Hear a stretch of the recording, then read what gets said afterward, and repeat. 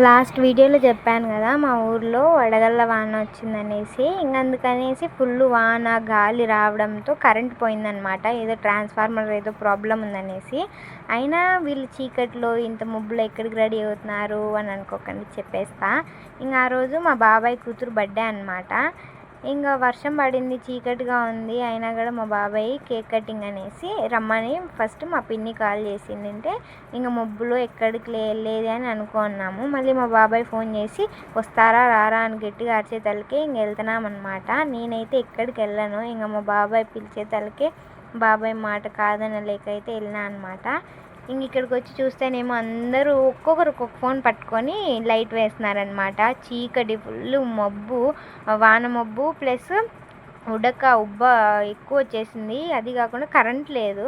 అయినా కూడా వీళ్ళ డెడికేషన్ చూడండి అసలు. ఆ పాప ఎంత మంచి క్యారీ చేసిందంటే ఆ డ్రెస్ అది ఎట్లా కుచ్చుకుంటా ఉంటుంది, మనమే ఓర్చుకోలేము అసలు. అది చిన్నపిల్ల అయినా కూడా మంచి క్యారీ చేసింది.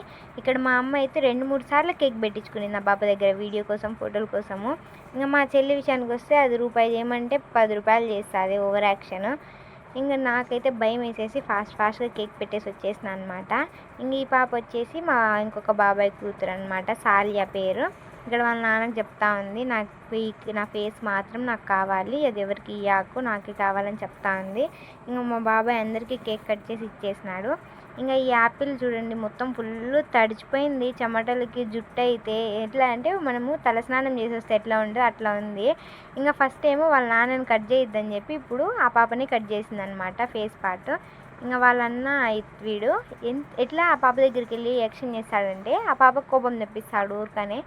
ఇంకా అదేమో పక్కకు నెట్టేసింది, వాడు కేక్ ఏడ లాక్కొని తినేసాడు అని చెప్పేసి.